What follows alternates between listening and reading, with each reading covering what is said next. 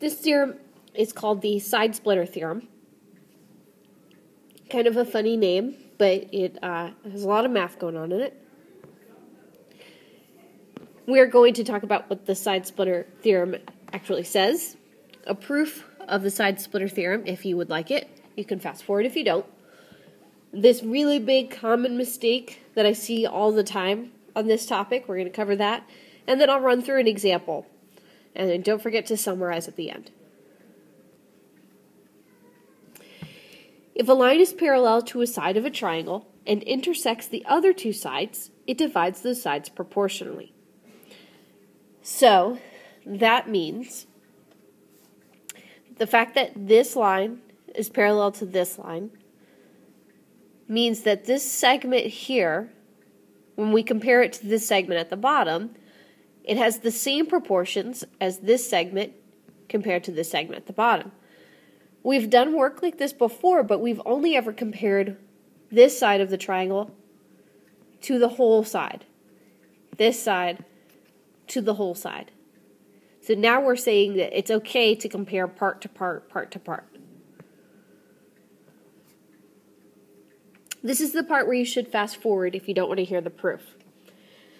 So, we have here the given that we have parallel lines. Okay, not so bad.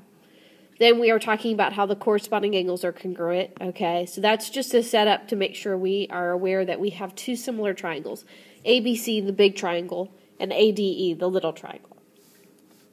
Okay, so far so good. If the triangles are similar, then we know we have the whole side here over the short side should be the same proportion as the whole side for the big triangle to the short side of the little triangle. So that's what number 4 said. The segment addition postulate is something we've never talked about before, but it's basically saying we can take segment AB and split it up into its little segments.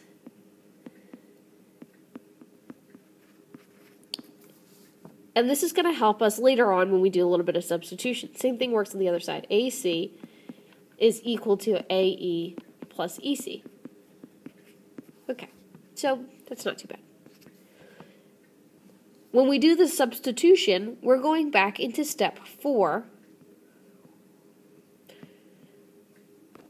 Let me make it more clear. We're taking this and substituting it into step 4, which gives us step 6 down here. So instead of writing AB, we've written everything else. Okay, something maybe you wouldn't have thought of on your own, but hopefully not hard to understand. The next piece may be a little bit of a stretch for some of you if you're not too comfortable with fractions.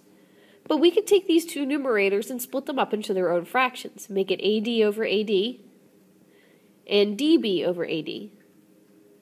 Same thing on the right-hand side. Two little fractions. So this fraction here, AD over AD, that simplifies to 1, and so does this one. And since we have 1 plus a fraction on both sides, if we subtract 1 and cancel it out, we end up with DB over AD equals EC over AE.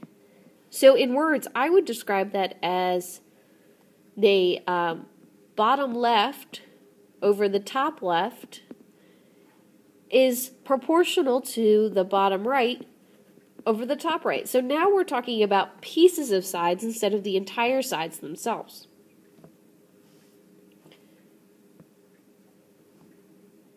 Okay, so tune back in at this point if you skipped over the proof. Here we are. The mistake that I see all the time, now that you get to use the parts, so this part's okay. Z over 5 is proportional to Y over 6. That part's okay. But when people try to throw this piece in, that's the problem here. That's the part that's not true.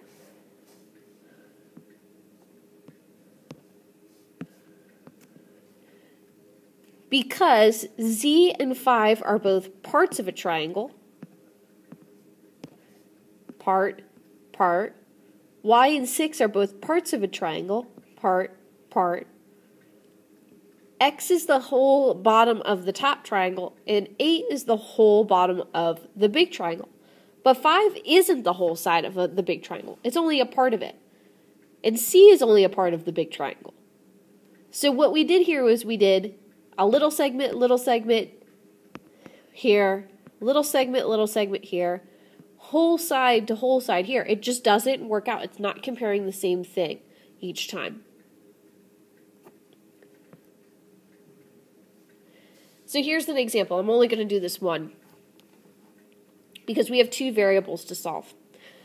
So the first proportion I see here is we know that we can do 3 over 9. And that relates directly to x over 15. So I could reduce this fraction. It becomes 1 over 3. And then I can see that x should be 5.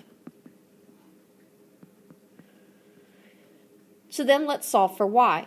So when we go to solve these parallel sides here, we should go back to thinking about triangle to triangle.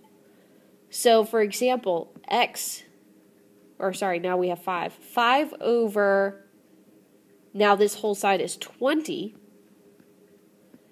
is equal to y over 12. Since 12 is the whole side of this triangle, we need to use the whole side of the large triangle in the other proportion. So this reduces to 1/4. So times 3, y equals 3. And now we've solved for both x and y.